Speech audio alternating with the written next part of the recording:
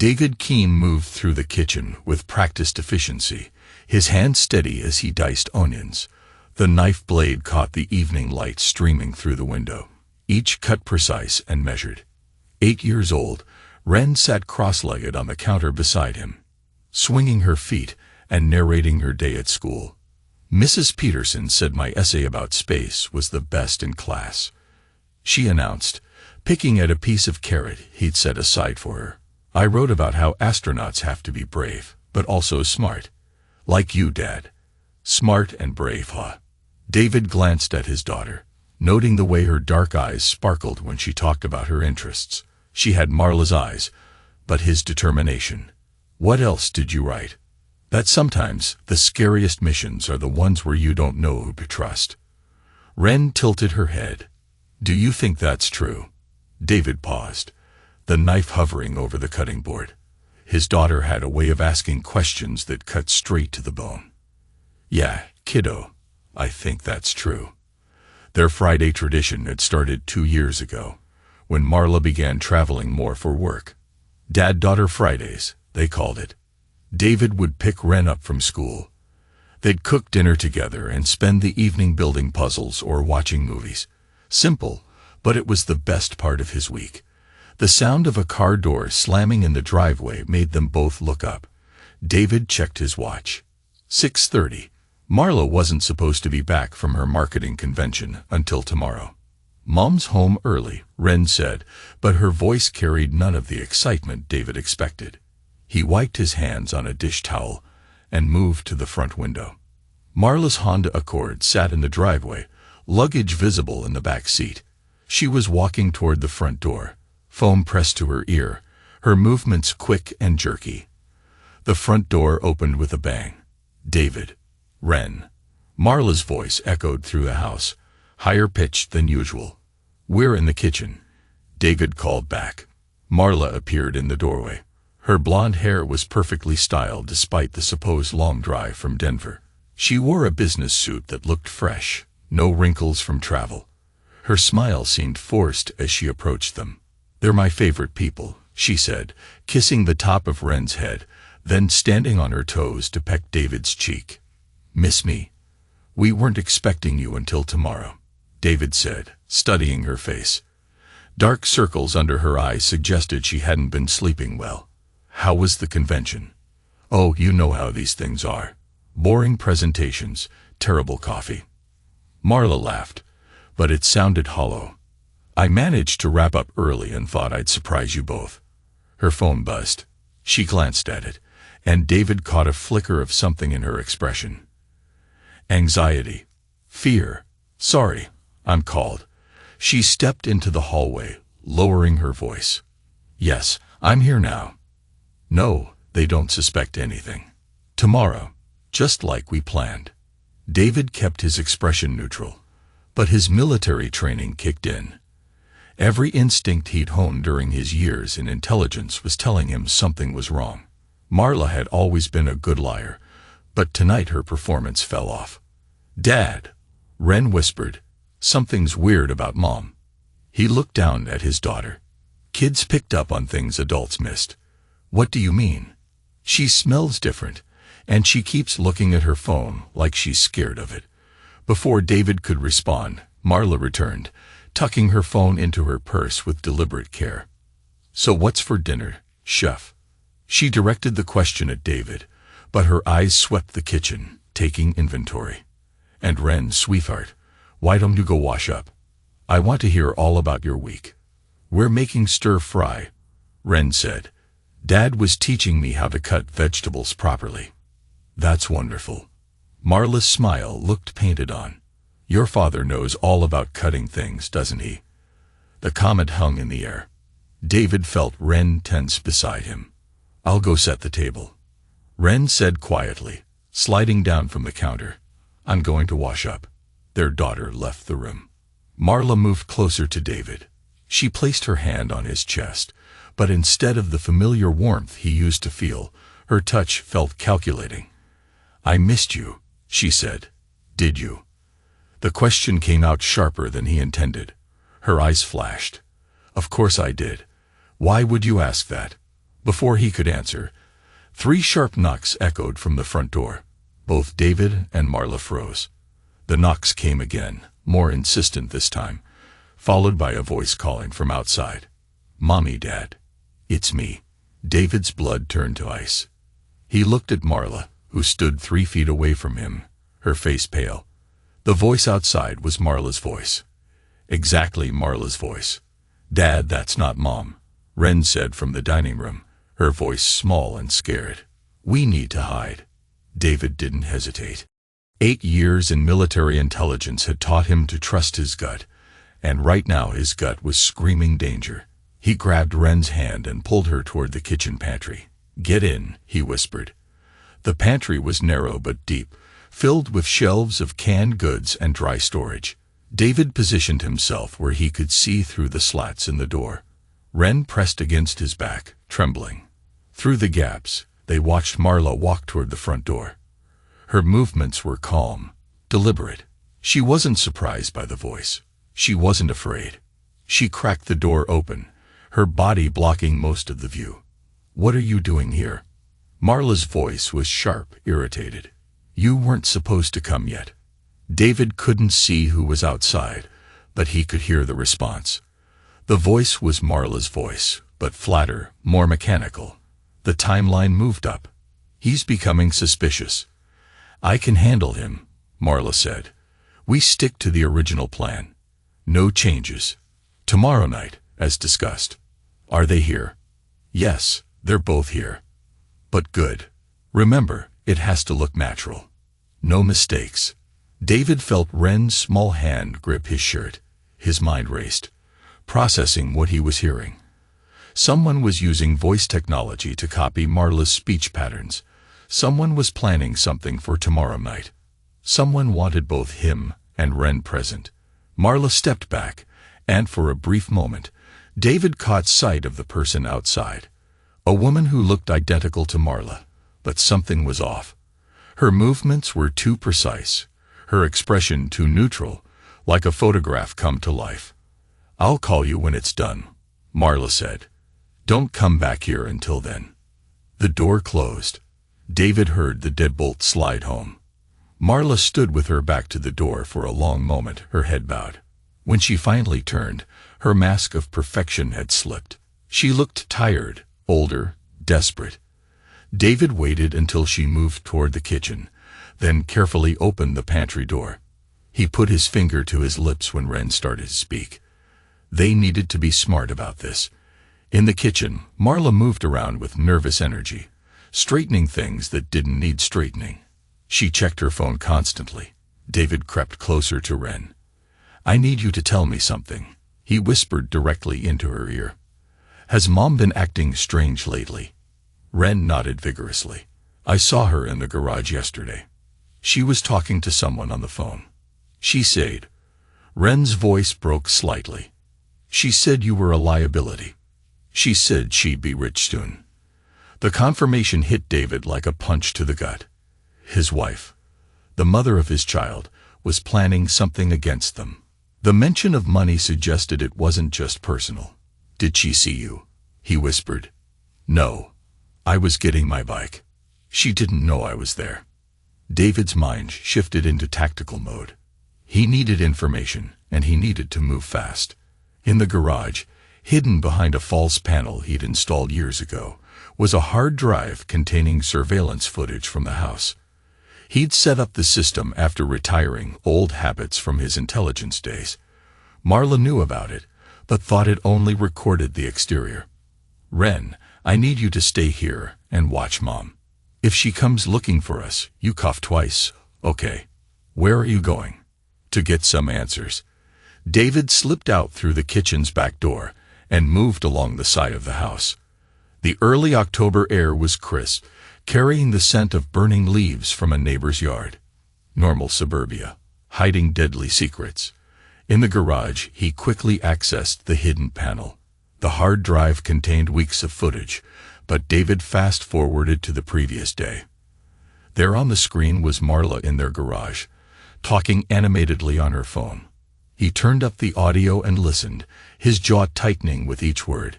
Elias, he's getting suspicious about the insurance money. We need to move faster. Pause. No, I can't just leave. He'll track me down. You know what he's capable of. Another pause. Fire is perfect. Make it look like he lost his mind. Maybe hurt Ren and then himself. Post-traumatic stress. Everyone will believe it. David's hands clenched into fists. Elias Brandt. He remembered that name from Marla's work contacts. Supposedly, a marketing consultant she'd met at various conventions. The recording continued. Tomorrow night is perfect. He always puts Ren to bed at 8:30. The gas will be undetectable. And by the time anyone finds them, it'll be too late. David fast-forwarded through more conversations, plans to access his military pension, his classified black budget knowledge, his life insurance. Marla had been playing a long game, but tomorrow was the endgame. He pulled out his phone and sent a text to Cade Maddox, his old Army buddy who now ran a private security firm in Colorado Springs. Code 37. Immediate help. Don't call. Watch the house. Code 37 was their old signal for a compromised position. Need extraction. Cade would understand. She'd been gathering intelligence like a trained operative. But the most chilling discovery came in a conversation from last week. The daughter is a problem. Marla's voice said through the speakers. She's too observant. Maybe we should. No, the male voice was firm. Elias Brandt, kids are off limits. We make it look like a murder-suicide. David snaps, kills his wife, then himself. The girl survives as a traumatized witness. That could work, Marla agreed. Poor little Ren, losing both parents in such a terrible tragedy. David's hands shook as he saved the file. His wife was willing to let their daughter watch her parents die. The woman he'd shared a bed with for 9 years was a stranger. His phone buzzed. A text from an unknown number. Package will be delivered tonight. Ensure all windows are closed. David screenshot the message and forwarded it to his secure server. Evidence was piling up, but he needed to be smart about how he used it. Footsteps on the stairs. Marla was awake. He quickly closed the laptop and grabbed a cup of coffee from the kitchen machine. When she appeared, he was standing at the window, looking every bit the contemplative husband starting his day. You're up early, she said, kissing his cheek. Her lips felt cold. Couldn't sleep. Old habits. I know what you mean. She moved around the kitchen with casual efficiency, but David noticed how she avoided touching certain surfaces, how she kept her hands visible. Someone had trained her to avoid leaving evidence. I was thinking, she said, not meeting his eyes. Maybe we should send Ren to my sister's house this weekend. Give ourselves some alone time. Why would we do that? We barely talk anymore, David. Maybe we need to reconnect. I thought things were good between us. Marla's laugh was sharp. Good? David, when was the last time you really looked at me? Really saw me? The irony was devastating. He was seeing her clearly for the first time in years. I see you, he said quietly. Well, we'll see. After Marla left for work, David set his plan in motion. First, he needed Ren somewhere safe. The neighbor across the street, Hattie Maynard, was a retired nurse with sharp instincts and a protective streak. He'd approach her later. For now, he had a house to fortify. David spent the morning systematically securing his home. He checked every window lock, tested the security system, and verified the positions of the hidden cameras. Then he began setting traps in the basement behind the water heater. He retrieved a military-grade lockbox inside where items from his intelligence days that he'd never expected to use again, non-lethal but effective chemical compounds that could disorient attackers, small electronics for surveillance and communication, and his service weapon, cleaned and maintained despite years of retirement. The house's ventilation system became his primary focus. If they planned to gas the house, they'd likely use the central air system. David installed sensors that would detect foreign compounds and automatic shoot-offs that could isolate different sections of the house. He also rigged motion detectors in the basement and attic, places intruders might use to gain entry. His phone would alert him the moment anyone entered the house after hours. By noon, David had transformed their suburban home into a tactical fortress. To anyone looking, it appeared normal. But David now controlled every sightline, every entry point, every possible escape route. His phone rang. "Cade got your message." Cade's voice was tense. "Code 37 after 8 years. What the hell is going on? Can't discuss over the phone. Can you come by tonight? Around 7. Of course. David, are you in immediate danger? Not yet, but soon. After ending the call, David realized he hadn't heard back from Cade's text acknowledgement. Usually, his old army buddy confirmed details quickly. A small detail, but in David's world, small details kept you alive. He decided to run one more test. David sent another text to Cade. "Actually, make it 6:30 instead." The response came immediately. "Roger that." Too fast, too formal. David's suspicions crystallized. Someone else had Cade's phone, or Cade himself was compromised. The afternoon passed slowly. David picked up Ren from school, maintaining the facade of normalcy while his mind calculated angles and contingencies. "Dad, you seem worried," Ren said as they drove home. "Just thinking through some work stuff. Are we still going to have our Friday dinner tonight?" David glanced at his daughter in the rearview mirror. Tonight would decide everything. "Of course, we are, kiddo. It might be the most important dinner we've ever had." At 5 o'clock, David walked across the street to Hattie's house. The older woman answered the door with a dish rag in her hands and flour dusting her apron. "David, what a nice surprise. Come in, come in." Hattie's house smelled like baking bread and lavender. Photos of grandchildren covered every surface, and classical music played softly from a radio in the kitchen. "Mrs. Maynard, I need to ask you a favor, and I need you to trust me without asking too many questions." Hattie set down her dish rag and studied his face with the same intensity she probably used to assess patients during her nursing career. "You're in trouble," she said. It wasn't a question. "Yes, Mom. And so is Ren. That beautiful little girl." "What kind of trouble?" "The kind that requires her to be somewhere safe tonight. Would you be willing to help?" Hattie didn't hesitate. "Of course. What do you need me to do?" "Around 8:30 tonight, Ren is going to come to your front door. She'll probably say she had a nightmare or couldn't sleep. Can you let her stay here until I come get her?" "David, shouldn't you call the police?" "I will when I have enough evidence to make sure the right people go to jail." Hattie nodded slowly. "You have that look in your eyes. The same one my late husband had when he came back from Vietnam. You're going to war, aren't you?" "Yes, ma'am. I am." David returned home to find Marla cooking dinner, humming softly as she worked. The domesticity of the scene felt surreal, given what he knew was coming. "Smells good," he said. "Chicken parmesan. Ren's favorite." Marla smiled, and for a moment, David could almost believe this was his loving wife preparing a family meal. "She'll be excited." "David," Marla turned to face him, "I want you to know that whatever happens, I did love you once." The words hit him like ice water. What's that supposed to mean? Nothing. Just sometimes people change, and not always for the better. During dinner, Ren chattered about school while Marla and David maintained a pretense of normalcy.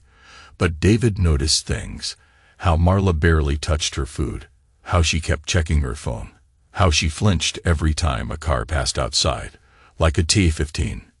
David stood up. "I'm going to put Ren to bed." "Already?" Marla asked. "It's Friday night. School night schedule," David replied. Keeps her routine consistent. In Ren's room, David helped her brush her teeth and change into pajamas. Then he sat on the edge of her bed. "Remember what we talked about yesterday? About something happening tonight?" Ren nodded. "In 15 minutes, I want you to get dressed and go across the street to Mrs. Maynard's house. Tell her you had a nightmare and couldn't sleep. What about you? I'll be fine. I'm going to make sure the bad people can't hurt anyone. Promise you'll come get me. David kissed her forehead. I promise. At 8:35, David watched from an upstairs window as Wren slipped out the back door and ran across the street. Hattie's porch light came on immediately, and the older woman ushered Wren inside. Threat neutralized. David activated the house's internal security system and checked his phone. The motion sensors showed 2 heat signatures approaching from the back alley, right on schedule, but then his blood ran cold. The security camera at the front of the house showed a familiar figure walking up the driveway. Cade Maddox, carrying a duffel bag and speaking into a cell phone. David enhanced the audio pickup. In position. Yes, he trusts me. No, I don't think he suspects anything. Years of friendship, loyalty built through shared danger and sacrifice. All destroyed by what? Money. Revenge. David remembered the operation in Afghanistan, where he'd exposed Cade for stealing weapons-grade technology. The court-martial that followed. The disgraceful discharge. They'd remained friends afterward. But maybe Cade had been playing a longer game than anyone realized. 3 against 1 now. But David had something they didn't. He knew they were coming. He opened his secure laptop and sent an encrypted message to his former commanding officer at Peterson Space Force Base. Code Black. Multiple hostiles converging on my position. If you don't hear from me by dawn, check the attached files. Evidence of classified breach and conspiracy. David attached all the surveillance footage, text messages, and audio recordings he gathered. Insurance in case tonight went wrong. Time to prepare for war. David moved through his house like a ghost, shutting off lights and activating night vision equipment he'd installed earlier. The green-tinted world that appeared through his tactical goggles was familiar territory. He was back in the field, where skills mattered more than trust, where survival depended on being better than your enemy. The back door lock disengaged with a soft click. Professional work. Elias entered first, tall and compact, moving with the controlled grace of ex-military. Behind him came another figure David didn't recognize. Where was Cade? David spoke through the house's intercom system, his voice echoing from speakers throughout the first floor. Wrong house, Elias. Both men froze, hands moving toward concealed weapons. David Keene. Elias called out. Let's talk about this like civilized people. No one needs to get hurt. Funny words coming from someone planning to murder me and my daughter. Your wife chose her side. Maybe you should hear her out. From his position in the upstairs hallway, David could see both intruders clearly. They moved with tactical precision, checking corners and sightlines. But they didn't know about the modifications he'd made. David pressed a button on his phone. The house's natural gas line, which he'd rerouted earlier, began releasing a special compound he'd synthesized from materials in his emergency kit. Not lethal gas, something far more effective. An LSD-derived compound designed for disorientation and interrogation. He'd confiscated it years ago from a black ops operation in Eastern Europe and kept it as insurance. The gas was colorless, odorless, and would take effect within minutes. You feel that? The second man asked Elias. Something's not right. Elias's response came out slurred. What the hell? My vision. David watched as both men began to stumble. The compound affected balance and perception first, then induced powerful hallucinations. Within 5 minutes, they'd be completely incapacitated. But where was Cade? His question was answered when the front door exploded inward. Cade burst through, wearing a gas mask and carrying an assault rifle. He'd anticipated David's tactics. Smart as always, David. Cade's voice was muffled by the mask. But you taught me too well. David slipped down the back stairs as Cade swept the main floor. Time for a face-to-face resolution. 8 years of friendship, David, he called from the kitchen. Was any of it real? All of it. Cade's voice carried genuine regret. But you destroyed my life in Afghanistan. Cost me everything. My career, my honor, my future. You were stealing weapons tech to sell to insurgents. You betrayed your own unit. I was trying to survive. You had connections, a future in intelligence. I had nothing. David circled around the kitchen island, keeping furniture between them. So you teamed up with my wife to murder me. Marla approached me 6 months ago, offered me $2 million and a chance for revenge. The perfect opportunity. And my daughter. What was the plan for her? Cade's hesitation was telling. Collateral damage. I'm sorry about that part. You're sorry. David's voice went deadly quiet. You planned to make an 8-year-old girl watch her father die. And you're sorry. David grabbed a cast iron pan from the stove and hurled it across the room.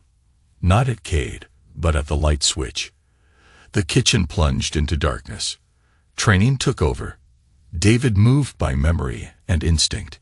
Years of combat experience guided him through his own home. He heard Cade cursing, stumbling over furniture. David struck from behind, hitting Cade's elbow with a tactical knife handle. The rifle clattered to the floor.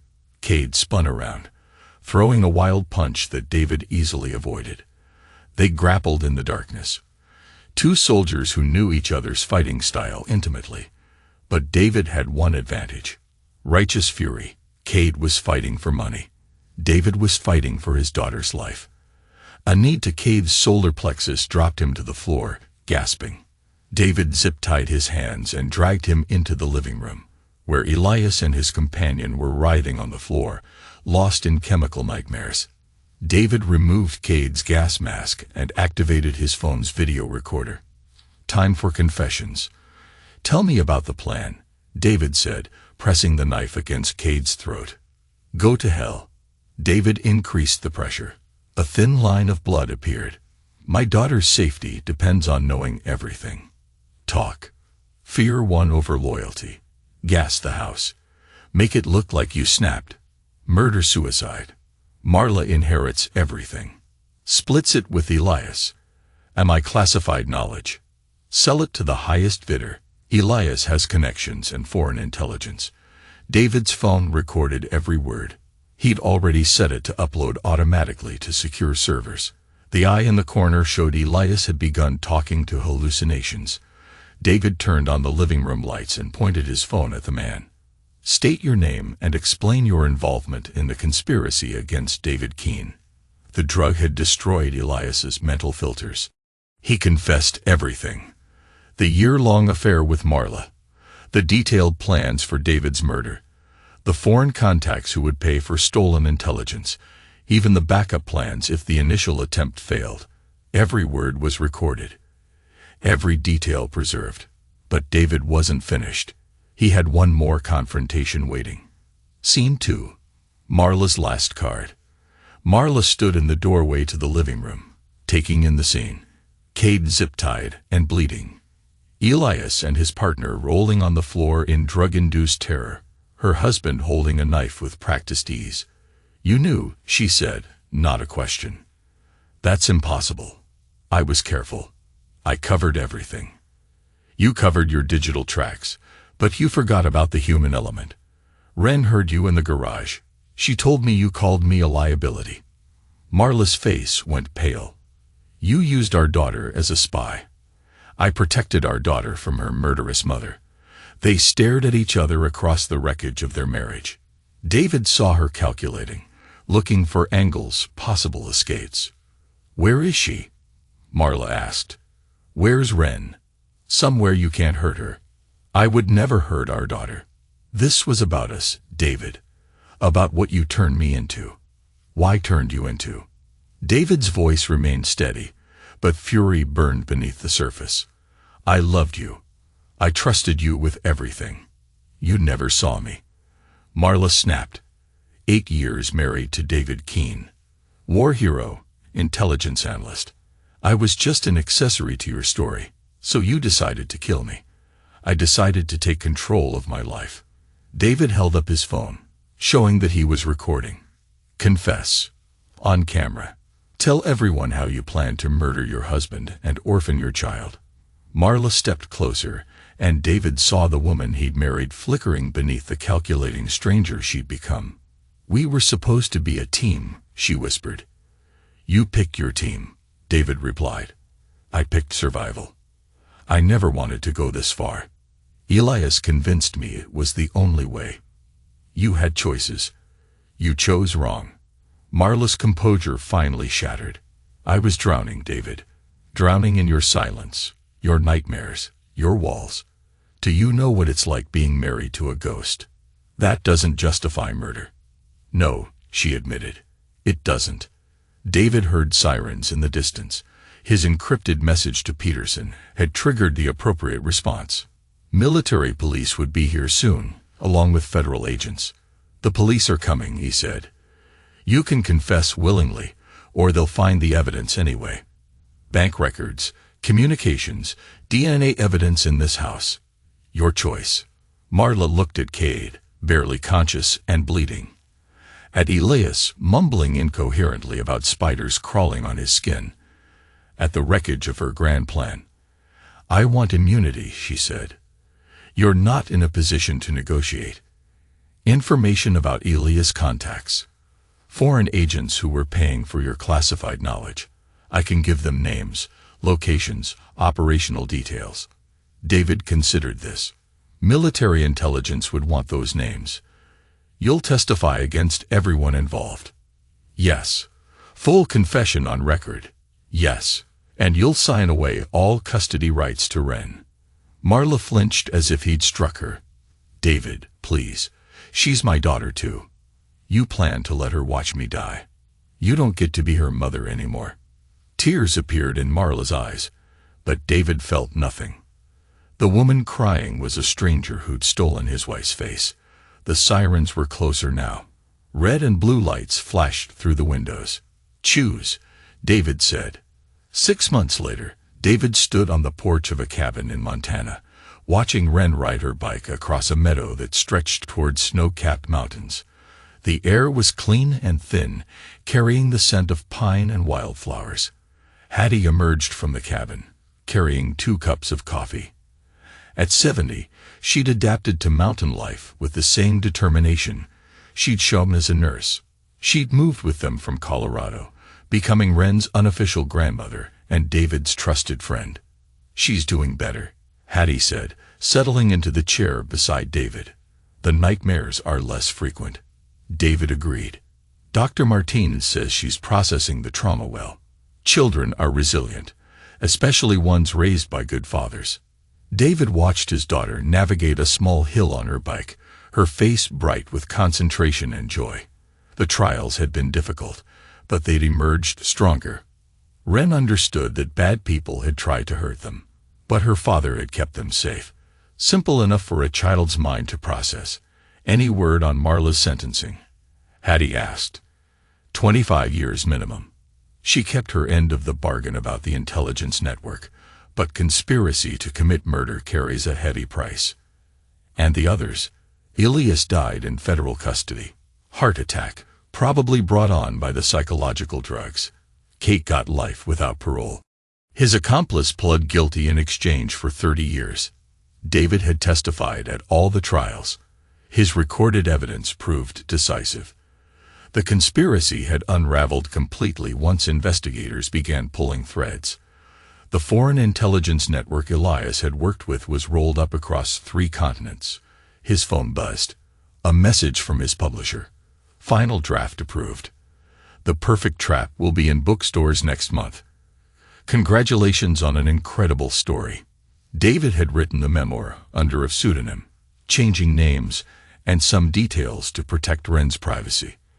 But the core story remained, how a retired intelligence analyst had discovered his wife's plot to murder him and turned the tables completely. The advance in royalties had provided financial security and helped pay for their new life in Montana. Away from the memories, away from the danger, but not away from the world entirely. Ren pedaled back toward the cabin. Her cheeks were red from exercise and mountain air. Dad, I made it all the way to the creek and back. That's fantastic, kiddo. You're getting stronger every day. She dismounted her bike and climbed the porch steps. Mrs. Hattie, can we make cookies after lunch? Of course, dear. Chocolate chip. My favorite. David watched this simple domestic exchange with deep contentment. This was what he fought for. Not revenge or justice, but the right to a normal life with his daughter. Wren settled onto his lap, still catching her breath. Dad, do you think Mom ever thinks about us? The question caught him off guard. They rarely talked about Marla anymore. I think she probably does, he said carefully.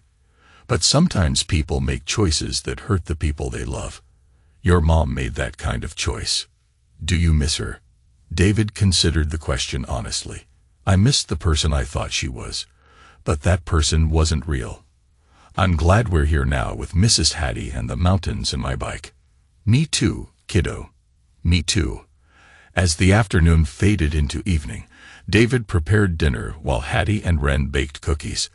The simple rhythm of domestic life felt like the greatest victory of all.